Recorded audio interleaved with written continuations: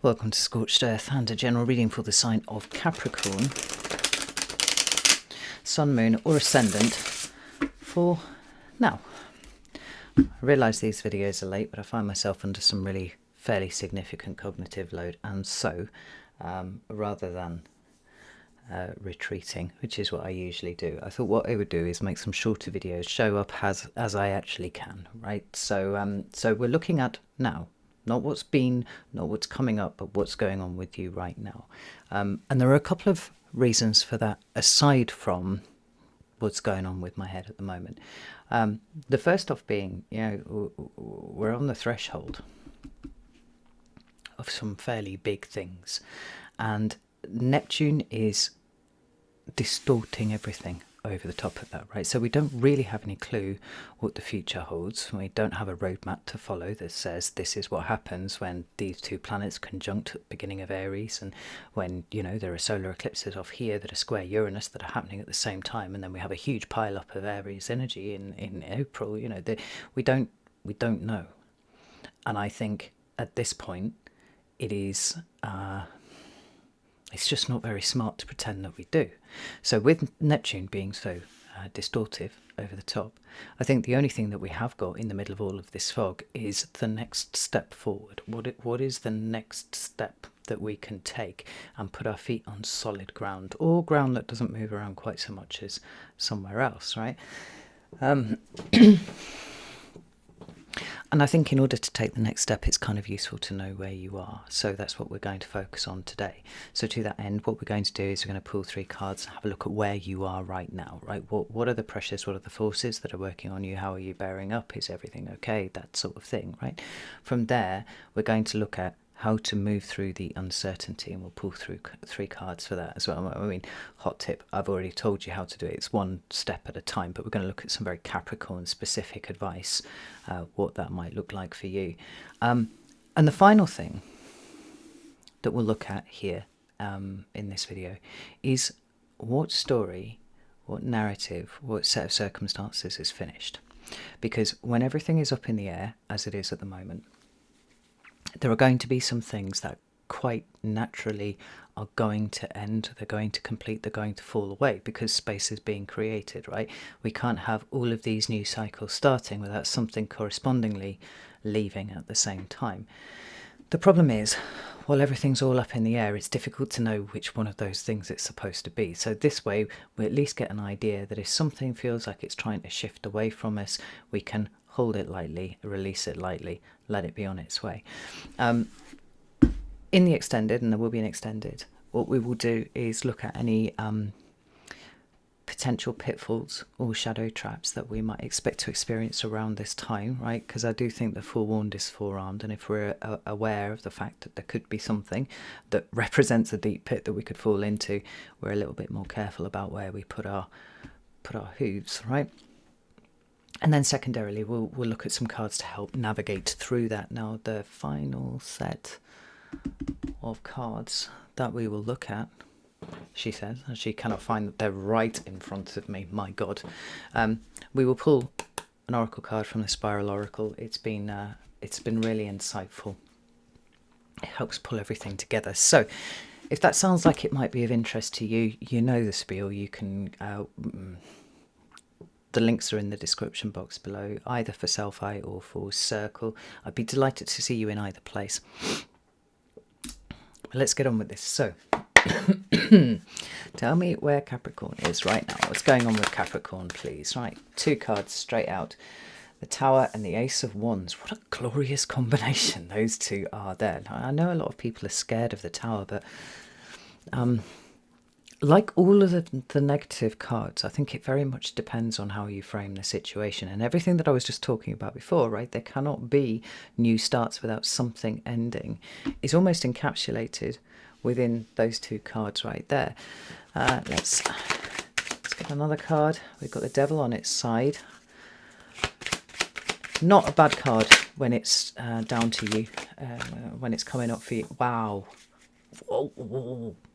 This is really exciting, Capricorn. I am actually very excited by that. I'll explain what these mean in a second. Let's have a look at how to move through the uncertainty. What do we need to know? Right, well, first off is to recognize that uncertainty is the dominant energy at the moment. We have the beautiful. Beautiful.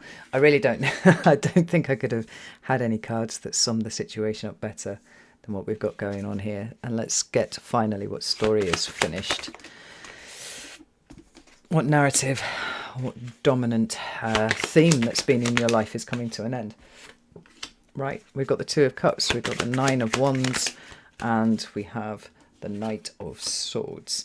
Two of Wands is at the bottom of the deck, and I have to say that I am all about these cards here, Capricorn. Now, what I want to make clear is at no point does anything on the table tell me that you can stride forward with certainty to know that you are completely untouchable by the volatile energies of the 2026, of 2026. No, that's not what this is saying at all. Quite the reverse. In fact, it's really drawing your attention to the fact that there's a lot going on here, and you can't really expect to be running during this time, right? You certainly shouldn't be. It should be careful, deliberate movements forwards, which is something that Capricorn should be able to get on board with quite well, right? But that Two of Wands here says that far from it being later on in the year where you're needing to make decisions, like you are actually at a crossroads now, right? There are decisions to make now. And I think the decisions for you are about leaving behind the security and the stability of the safety net, which is your comfort zone, and get ready for something that's a little less Capricorn-like than you've engaged with up until this point, right? It's a little less resourceful. It's a little less... no, resourceful is the wrong word. A little less resource-oriented. Let's put it that way. It's like a phenomenal breaking out of a shell. Not a gentle kind of pulling yourself out of a chrysalis. I mean, this is like exploding out of some sort of shell that you've had around yourself. Now, does this mean... well, it doesn't. I've told you it doesn't mean certainty. But this Devil card here on its side is interesting. Like I said, it's not a bad card when it comes up for you, Capricorn, generally speaking. I mean, that depends on the surrounding cards, right? But because it represents Capricorn, and by extension Saturn, we've got a whole new reality that's sort of coming to bear for you. And it's of the nature of fire. Well, Saturn is in Aries now, right? And as your ruling planet, or Capricorn's ruling planet, because if you're a Capricorn sun and something else ascendant, it's not actually your chart ruler, right? But it's the ruling planet of Capricorn. And the new reality is of fire. It's passionate, it's adventurous, it's flying without a safety net. And to some extent there is going to be ways in which that has you sitting with concepts such as your own identity and really kind of flexing on them a little bit and seeing if they're really quite as rigid as you thought they were. Because with the Devil on its side, I don't think that they are. And this might be part of reality that is shattering and taking a new shape around you. It's like, well, actually I can change and I can do it at will.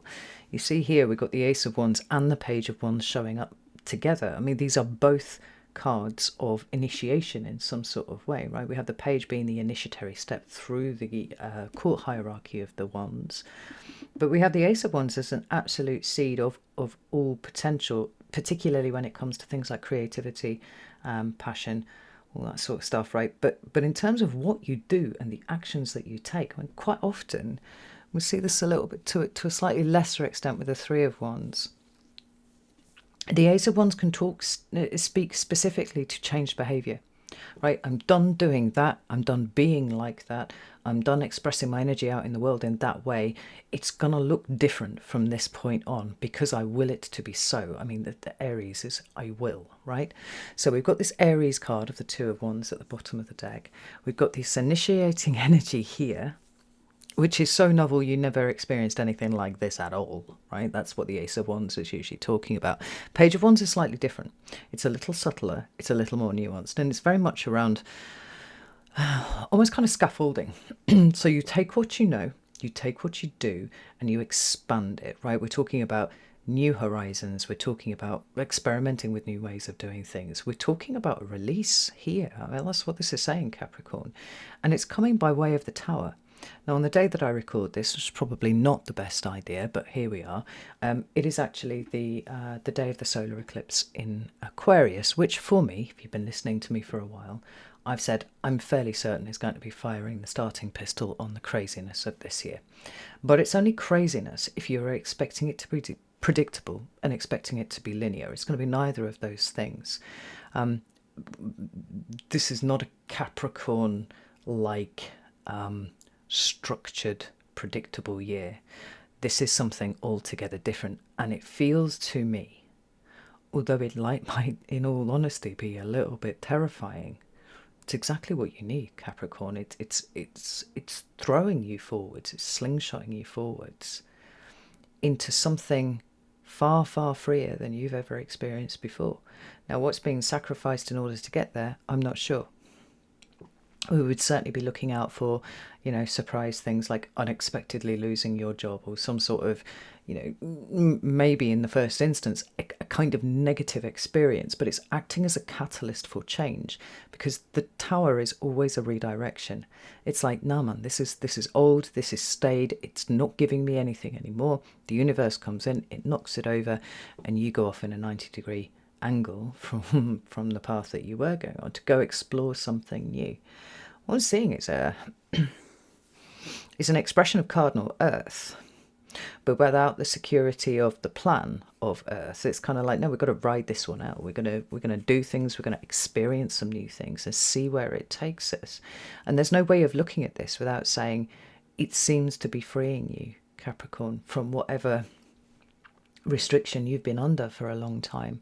Expectations of yourself, other people's expectations of you, maybe a kind of rigid life that you've built for yourself that now no longer gives you what you need. Why? Because your consciousness has shifted. I've seen this this has been a slow process that's been happening for Capricorn since December 2024. It's on the move.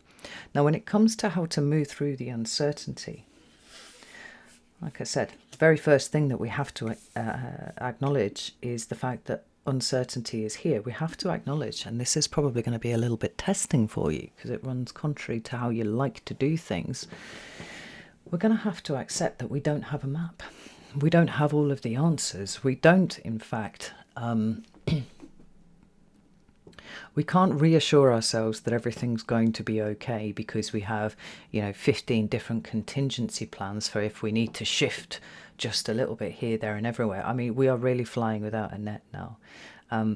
Like I said, there's something a little bit terrifying about that. But at the same time, there's something incredibly fucking liberating with it, because it's giving you freedom, it's giving you space, it's giving you something else. The mistake that you would make, if you were to make one of the possible mistakes that could be made, would be to assume that you have all of the answers. You don't, therefore you need to remain open, because I think that the universe is actually lining up experiences that you would never have expected to have in a million years. Maybe experiences that up until this point you've been entirely closed off to the possibility of even having. And you might have told yourself you weren't really that interested in having those experiences because you've got this goal, this focal point in the distance that you were working towards. But I think that would feel empty if you tried to tell yourself that. Now, right? Too many things have changed. Everything is different now. So we've got all of this uncertainty, and we know to some extent what's opening up here are the things that you've closed yourself off to. That could be a little overwhelming in the first instance. But I have to say, I get much more of a feeling of excitement about this than anything else. That's one of the reasons why I want to clap like a happy seal. But the other thing to recognise, here's another Saturn card with the World, is that it's not just you who's going through this. This is not a singular, isolated experience where, the rest of the world's kind of plodding on as it always has done, and you're like, what the fuck is even happening to me? Like, what? My consciousness has shifted, and now suddenly everything seems weird. Like, everybody's in the same boat. There's no structure now. None. So it's not even like you're turning away from the structure. It's not like you're rejecting it. You're not rejecting all of the things that were a rather consistent Capricorn experience up until here. No, it's something else now. It is widespread pandemonium, chaos, volatility, all that kind of thing, but also possibility, also potential.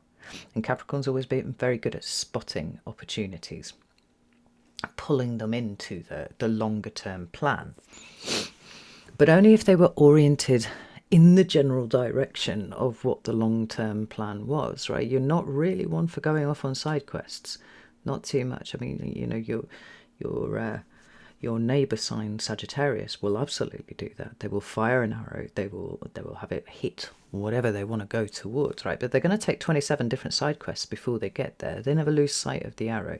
With Capricorn, up until this point, it's always been a lot more linear than that. So what is what's making itself available to you is the potential to do all sorts of things that would not have aligned with a single track goal that you were pursuing.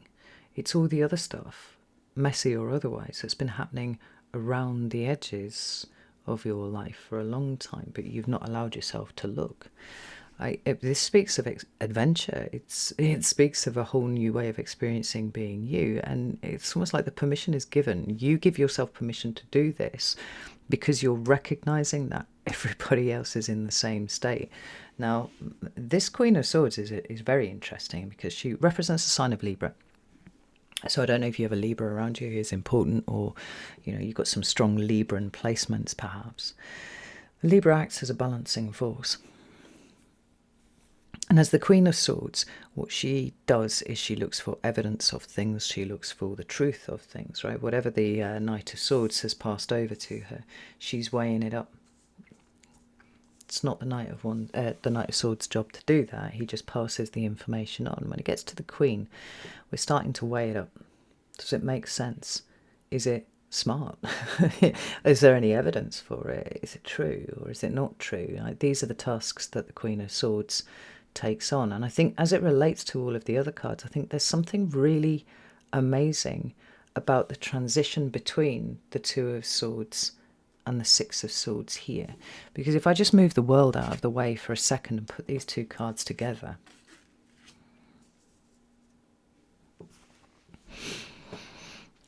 you'll notice how similar they are. Now, in the case of the Two of Swords here, she's blindfolded, right? She can't see something. And the swords are actually sticking out of her head, which looks a little uncomfortable right there, right? She's in an echo chamber. She's stuck in her own head. She's not moving forwards. There are things she can't see. There are directions she doesn't know that she can move in, all that sort of stuff, right? But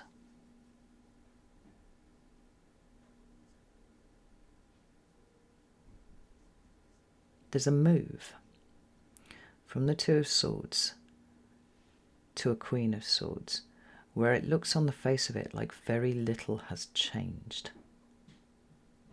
Both are holding the sword. The sword is pointing down for most, but you notice that the Queen is kind of bringing it up. She's lost the blindfold, and there's something really quite remarkable that's going on behind her in the card. I mean, what even is that? And what that says to me is this is somebody who is accepting that there are many things that they did not know, and they're now on a path of integration, right? Opening up, experiencing, testing. Let's see what it is, and it's all come by way of the fact that the world itself has lost all of its rules. It's lost all of its structure. It's freeing you up, not only in terms of what you do, but also in what you think. I mean, there's a huge consciousness shift that has happened, is happening, and will continue to happen for you. And you just have to be open to the balancing information that's coming through. Because we've spoken before, maybe it's a couple of years ago now, Capricorn, about how you felt like you'd done everything right. You did exactly what you would, you adhered to the rules of the game. as the game was understood while Pluto was in Capricorn. But as Pluto's moved into Aquarius, it ripped up the rulebook. And now the accelerating energy of everything starting to fall down off the back of it means that you're giving yourself permission not to play that game anymore. So you're giving yourself permission to accept that it's not even a thing that you need to do anymore. And absent all of that expectation, absent all of that self-restraint and the need to stay locked in on one goal, one focus, suddenly it feels like there's a whole new world that's opening up for you. There are new truths that are waiting to be revealed, and there's new truths that actually the world is waiting for you to integrate into yourself and then embody. Because we've got a dynamic going on between action and the mental thought that precedes it going on here, or maybe even action first and the thought that succeeds it. Two of Wands seems to be do you want to be free? Do you want to be free on all levels? Do you want to be mentally free, emotionally free, physically free, spiritually free? Do you want to be free from the shackles of your own mind? Here is the clearest indication to me that is happening for you right now. Now, when we talk about what story is finished, what narrative is finished, what set of circumstances is finished, we've got an interesting array of cards down here. We've got the Two of Cups, Nine of Wands, and the Knight of Swords. Now, the Knight of Swords represents Gemini energy. Maybe Gemini is important. But what the Knight of Swords represents is the movement of information from one head to another. Like I said, he's actually the preceding card to the Queen, and the King The King and Queen represent the epitome of the suit, which is to say, we have the active masculine expression of air in the King of Swords, and we have the feminine, internal, rather more subjective experience. Rather more subjective because she's kind of peak objectivity, right? But compared to the King, she's more subjective.